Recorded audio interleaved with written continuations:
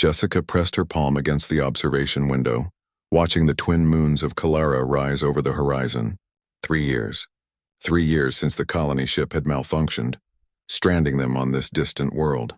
3 years since she'd seen Earth's single moon, felt its familiar gravity, breathed air that didn't taste faintly of copper and moss.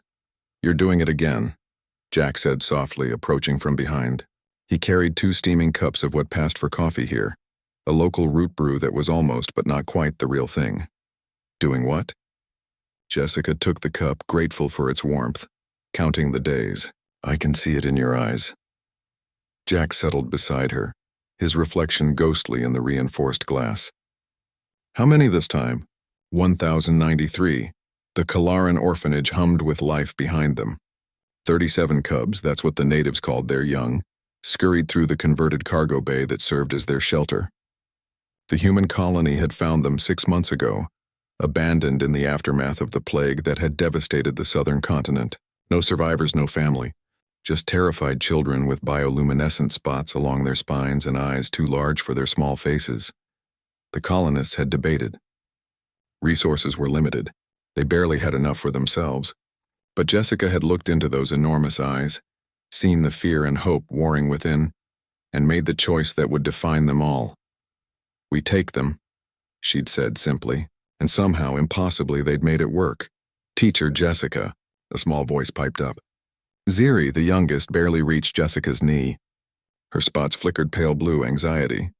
"Brother Jack says the Nightfire story tonight. You come too?" Jessica smiled despite the ache in her chest. The cubs called them all by familial titles: teacher, brother, sister, mother, father. They'd created a kinship structure from necessity, weaving humans into their social fabric as naturally as breathing.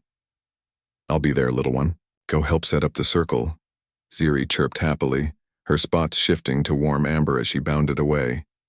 "She's doing better," Jack observed. "Remember when she first arrived? Wouldn't make a sound for 2 weeks. They all are." Jessica watched Ziri join a cluster of older cubs who immediately drew her into their play. "That's what makes this harder." "What do you mean?" "Look at them, Jack. They're thriving.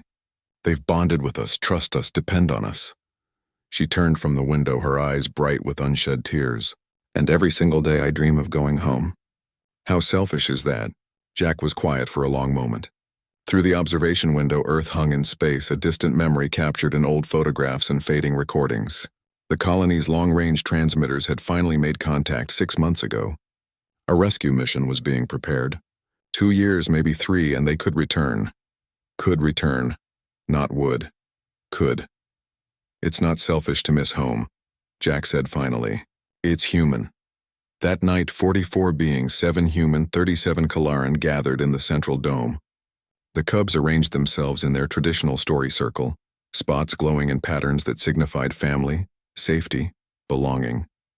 Jessica and Jack took their places, surrounded by warm bodies and thrumming purrs. Taylor, the eldest cub at 12 solar cycles, began the ritual. "Who speaks of home tonight?" Usually the cubs told stories of their lost families, bittersweet memories kept alive through words. But tonight Jessica felt something shift. The weight of her longing, carried for so long in silence, pressed against her throat. "I do," she whispered. 37 pairs of luminous eyes turned toward her. "I miss home," Jessica said, and her voice cracked on the words. "I miss rain that falls like music. I miss grass between my toes and seasons that change and birds that sing at dawn. I miss my mother's voice and my father's laugh and streets I could navigate with my eyes closed. I miss," she faltered. "I miss being somewhere I belonged without trying." Silence filled the dome. Jessica felt Jack's hand find hers in the darkness, squeezing gently. Then Ziri moved. The small cub climbed into Jessica's lap. Her spots pulsing in shades Jessica had learned to read. Compassion. Understanding love. "Teacher Jessica," Ziri said solemnly. "You miss your birth nest." "Yes. This is sad." Ziri pressed her small forehead against Jessica's shoulder. "But Teacher Jessica, you are home. You are home to me." One by one, the other cubs moved closer. Tala spoke next, her deeper voice resonant with certainty.